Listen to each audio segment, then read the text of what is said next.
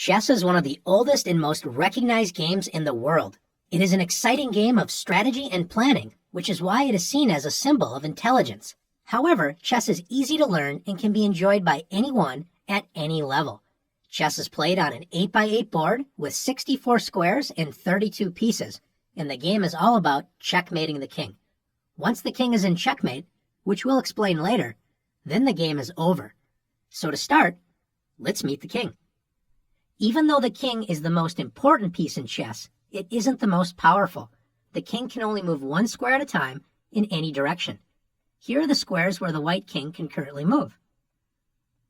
Here's one move. Now the king could move here. And here's another king move. In chess, both players have identical sets of pieces. You have a king, and so does your opponent. Each player will take turns making a move until the game is over.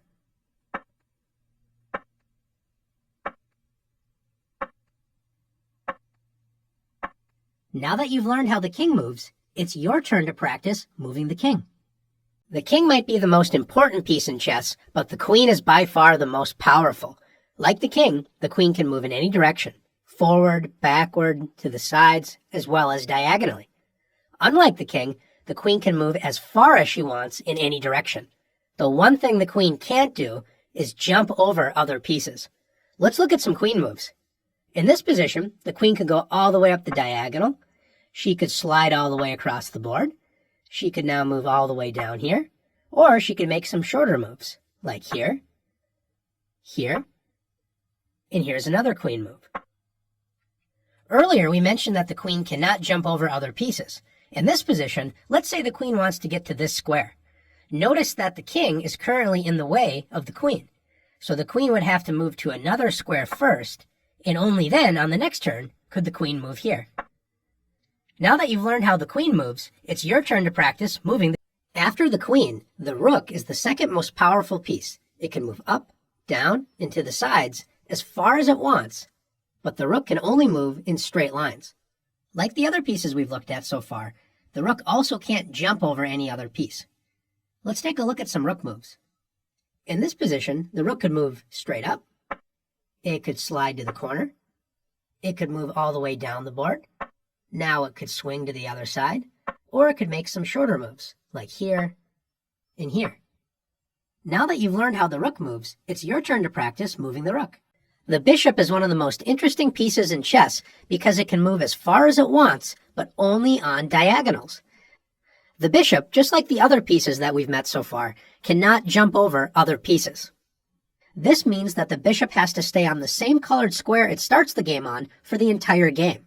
In chess, you get two bishops. This bishop is called the light squared bishop because it can only travel on the light squares. Meet the other bishop that you have in the game, the dark squared bishop. It moves exactly like the light squared bishop, but only on the dark squared diagonals. Now that you've met both bishops, let's take a look at how they move.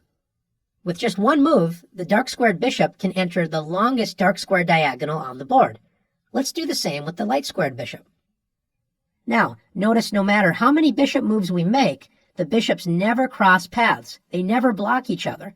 And the reason why is because they're on opposite colored squares, so they never interfere with each other. They make a good team.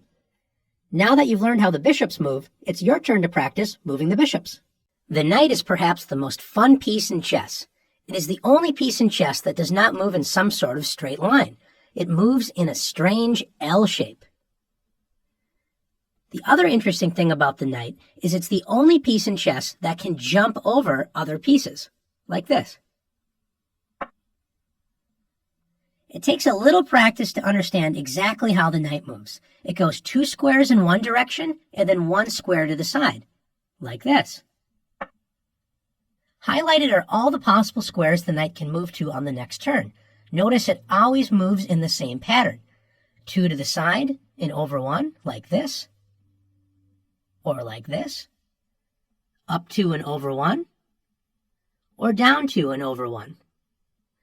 And notice that the knight moves from a light square to a dark square, and then on the next turn it moves from a dark square to a light square. The knight always switches colors with each turn it makes. Now that you've learned how the knight moves, it's your turn to practice moving this fun and tricky piece. The pawn sounds like it is the humblest of chess pieces, but it is really one of the most powerful. When working together, pawns are the soul of chess. Pawns have a few strange rules, so make sure to pay attention. Pawns can only move straight forward, and they can only move one square at a time. However, if it is their first move of the game, they can choose to move 2 squares forward if there is nobody blocking them, as pawns cannot jump over other pieces. Remember, the pawn can choose to advance 1 or 2 squares only on the first move. On all other moves, the pawn advances 1 square. Pawns are also the only piece in chess that cannot move backwards. One other thing that makes them strange is that while they can only move straight forward, pawns can only capture diagonally, and they can only capture 1 square away diagonally, even if it is their first turn. We will explain capturing in one of the next lessons. Let's see some pawn moves. In this position, since this pawn has yet to move in the game, white decides to move it 2 squares forward. Black, on the other hand, only advances this pawn 1 square. Remember, even though you can move your pawn 2 squares on its first move, you're not forced to do so. White now advances the pawn forward, and now both pawns are blocked and cannot move. In this position, how many white pawns can move? If you said 1, you're correct. Notice that this pawn is blocked by the black pawn directly in front of it. Remember, pawns cannot move backwards. White now has the option to move this pawn up 1 square. Notice this pawn cannot move 2 squares forward because the black pawn blocks it. Now it's your turn to practice using the pawns. Don't forget to like and share. Only smart people will share and like. Only smart people will subscribe and follow. Are you smart? If so, like, share. Now, share with your teacher, share with your friends, share with your mom, your dad, your friend,